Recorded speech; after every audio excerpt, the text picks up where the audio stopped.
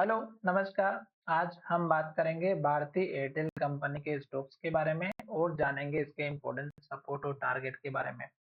आज का वीडियो आपकी एजुकेशन के लिए है, बाय सेल की कोई एडवाइस नहीं है। फिर भी आप ट्रेड करते हैं तो अपने फाइनेंशियल एडवाइजर से जरूर कंसल्ट कीजिएगा, क्योंकि हमारा एक ही उद्देश्य है कि आपको जब भी स्टॉक्स खरीदना हो तो एटलीस्ट आपको पता होना चाहिए कि स्टॉक्स में हमें एंट्री और एग्जिट कहाँ पे करना चाहिए।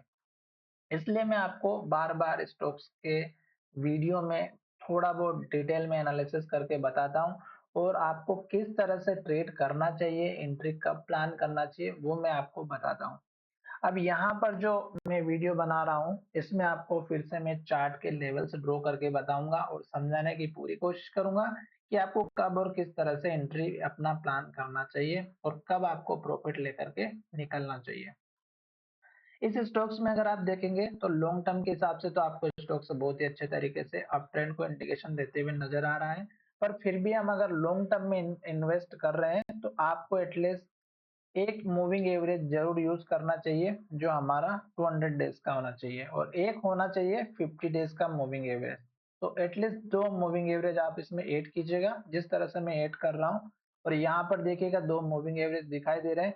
अभी मैं इसकी सेटिंग में जाकर के यहाँ पर चेंज कर लेता हूँ, थोड़ा सा कलर को मैं डार्क कर देता हूँ और यहाँ पे इनपुट में मैं देता हूँ 200 डेज, 200 और ओके कर देता हूं। तो ये देखिएगा 200 डेज का मूविंग एवरेज लग गया है और स्टॉक्स जब भी इसके पास में आएगा तो सपोर्ट लेने की पूरी कोशिश करेगा, जहां की आपको चार्ट के माध्यम से दिख रहा होगा कि ये देखिएगा यहाँ पर स्टॉक्स ने सपोर्ट लिया, यहाँ पर भी आपको सपोर्ट दिखाई दे रहा होगा। अब हम एक मूविंग एवरेज यूज करेंगे 50 का, जो कि बोलते हैं गोल्डन क्रॉस ओवर है, पर उसके भी कुछ नियम्स होते हैं। वो अगर आपको डिटेल में देखना है तो आप मुझे कमेंट करके बता दीजिएगा। और इसका भी थोड़ा सा मैं कलर चेंज करके और इसको डार्क कर देता हूँ, ताकि ये भी हमें अच्छे से दिखाई दे। तो ये देखिएगा हमने दो मूविंग एवरेज ऐड कर दिए हैं। 50 डेज का मूविंग एवरेज जो होता है वो हमारे शॉर्ट टाइम पीरियड के लिए काम करता है। जैसे कि आप यहाँ पर देखिएगा हर एक सपोर्ट पे स्टॉक्स ने यहाँ पर सपोर्ट लिया, यहाँ पे सपोर्ट लिया, यहाँ पर भी सपोर्ट लिया, उसके बाद यहाँ पे रेजिस्टेंस का काम किया, फिर यहाँ पर सपोर्ट दिया, फिर उसके बाद यहाँ पे सपोर्ट दिया और यहाँ पे सपोर्ट दे करके यहाँ पर भी सपोर्ट देते हुए दिखाई दे रहा है कल के ट्रेडिंग सेशंस में। आज के ट्रेडिंग सेशन में नहीं, कल के दिन। अब यहाँ पे जो सपोर्ट दिया इसमें एक बहुत ही इंपॉर्टेंट लेवल भी था, जो आप यहाँ पर अगर आप देखेंगे तो ये स्टॉक्स का पुराना हाई था। यहाँ पर फिर से स्टॉक्स इस हाई लेवल के पास आया और फिर से स्टॉक्स ने यहाँ पे सपोर्ट लेकर के अप ट्रेंड जाने की कोशिश कर रहा है। अब मैं अप ट्रेंड भी किस तरह से समझा देता हूँ कि स्टॉक्स जब हमारा जो लो है, जैसे कि यहाँ पर लो बना, फिर ऊपर की तरफ लो शिफ्ट किया, फिर ऊपर लो बनाया, फिर और ऊपर लो बनाया, फिर और ऊपर लो बनाया और इस तरह से लो यहाँ पर बनाया और अब इस लो के ऊपर लो बनना चाहिए, जो कि यहाँ पर बनता हुआ दिखाई दे रहा है 1900 रुपए का, 1900। और टारगेट की बात करें तो स्टॉक्स ने हमारा जो लास्ट का हाई था, जो लगभग हमारा यहाँ पर देखिएगा 1917 का था, इसको ब्रेकआउट करके स्टॉक्स ने यहाँ पर हाई बनाया, जो लगभग हमारा 2045 का है। वीडियो लेंदी हो सकता है, अगर आप मार्केट में अपना खुद का प्रॉफिट बनाना चाहते हैं तो सीखना बहुत जरूरी है। अब देखिएगा यहाँ पर हमारा एक तो पॉजिटिव हेमर कैंडल बनी, 50 डेज के मूविंग एवरेज का सपोर्ट मिला, पुराना हाई लेवल था उसका सपोर्ट मिला। तो 3 से 4 चीजें हमें यहाँ पर स्टॉक्स में सपोर्ट देते हुए दिखाई दी, तो ये चीज आपको थोड़ा सा ध्यान में रखना चाहिए। ये पहला सपोर्ट लेवल था। और दूसरा अगर आप देखेंगे तो इस कैंडल का हाई जो लगभग हमारा यहाँ पर बना हुआ है, तो इतनी अगर आप सपोर्ट का रेंज लेकर के चलेंगे जो, तो बहुत ही अच्छा रहेगा। अब स्टोक्स ने क्या किया, पॉजिटिव हैमर कैंडल बना दी। क्यों? क्योंकि स्टोक्स हमारा इस हाई को ब्रेकआउट नहीं कर पा रहा था। प्रॉफिट किस तरह से बुक करना है वो भी मैं समझाऊंगा। यहाँ पर देखिएगा कि स्टोक्स ने हमारा पुराना वाला जो लो था इसके सपोर्ट को लेकर के ऊपर की तरफ गया और स्टोक्स एक के बाद एक हाई बनाते हुए ऊपर की तरफ गया। तो स्टोक्स ने यहाँ पर इस कैंडल में हाई बनाया, ग्रीन कैंडल बनाई, फिर इस कैंडल में देखिएगा दोनों ही कैंडल इसके अंदर ही थी और फिर स्टोक्स ने इस हाई के बाद हाई बनाना बंद किया। इस कैंडल में भी हाई नहीं बना, दूसरी वाली में भी नहीं बना, इसमें भी नहीं बना।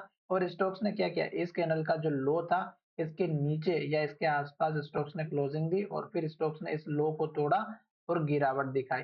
और ये जब गिरावट आई तो आप देख सकते हैं कि स्टॉक्स ने बड़ी बड़ी रेड कैंडल बनाई और स्टॉक्स का सपोर्ट कहाँ बनना था, जो पुराना स्टॉक्स का हाई लेवल था उसके आसपास, और यहीं पर स्टॉक्स ने हाई लेवल पर आकर के सपोर्ट दिया और स्टॉक्स अब यहाँ से फिर से ऊपर जाते हुए दिखाई दे रहा। अब हम बात करते हैं टारगेट की। टारगेट आपको रखना है इस कैंडल के लो का सबसे पहला, जो आपको यहाँ पर दिखाई दे रहा है 2000 रुपए के आसपास का। दूसरा टारगेट इस कैंडल का हाई का जो लगभग 2045 का है। तो ये दो टारगेट हो गए। और फिर स्टॉक्स अगर इसके हाई को ब्रेकआउट करता है तो आप कमेंट करके बताइएगा, नेक्स्ट टारगेट में आपको बताऊंगा किस तरह से उस हाई को प्रेडिक्ट करना है। साथ ही सपोर्ट लेवल को मैंने बता दिया, इस कैंडल के लो का रख सकते हैं और ज्यादा से ज्यादा इस कैंडल के हाई का। मेजर अगर आपको सपोर्ट रखना है तो फिर आप देखिएगा कि इस कैंडल के नीचे, लो के नीचे क्लोजिंग ना दे, जो कि 1800 रुपए है। अगर ये लेवल टूटा तो फिर स्टॉक्स हमारा नीचे जाते हुए दिखाई देगा। फिलहाल मुझे नहीं लगता कि स्टॉक्स हमारे इस लेवल को तोड़ेगा, पर फिर भी हमारे को ध्यान में जरूर रखना चाहिए। मैं यहाँ पर फिर से ड्रॉ भी कर लेता हूँ, ताकि आज नहीं तो कल ये सपोर्ट हमारा अगर आ भी जाता है तो हमारे लिए काम करेगा। मैं इसका कलर थोड़ा सा रेड कर देता हूँ ताकि अच्छे से दिखाई दे। टारगेट में आपको यहाँ पर फिर से एक रेड कलर कैंडल के माध्यम से दिखा देता हूँ, ये वाला टारगेट, ठीक है। अगर रेंज की बात करें तो इस कैंडल का हाई जो है वो है 2039 का, तो 2040 के आसपास का अपना एक छोटा सा टारगेट रखिएगा। या फिर रेंज की बात करें तो 2045, जो यहाँ पर हमारा इस तरह से बना हुआ है। आशा करता हूँ कि आपको सब कुछ समझ में आ चुका होगा, और अगर आप स्टॉक्स लेकर के रखते हैं और कुछ इस तरह की कैंडल बनती हैं एक के बाद एक हाई ग्रीन कैंडल, तो जब तक स्टॉक्स हाई बना रहा है बैठे रहिएगा। बिल्कुल भी टेंशन नहीं लेना है जब तक स्टॉक हाई और ग्रीन कैंडल बना रहा है। जब स्टॉक्स अपना हाई बनाने के बाद इन्वर्टेड हैमर बना देता है या पुराने हाई के पास आता है, और जब स्टॉक्स हाई बनाना बंद कर देता है, जैसे यहाँ पर देखिएगा इस कैंडल में हाई बनना बंद हुआ, इस कैंडल के लो को तोड़ा और स्टॉक ने इसके नीचे क्लोजिंग दी, तो आप अपना प्रॉफिट बुक कर सकते थे, क्योंकि इस कैंडल में ना हाई बना, पिछले कैंडल के लो को भी तोड़ा और उसके नीचे भी क्लोजिंग हुई। तो यहाँ पर आप चाहते तो वीकली के बेसिस पर अगर आप ट्रेड करते स्विंग ट्रेड, तो यहाँ पर आपको अच्छा प्रॉफिट देखने को मिल जाता। तो चलिए वीडियो में विराम करते हैं। धन्यवाद।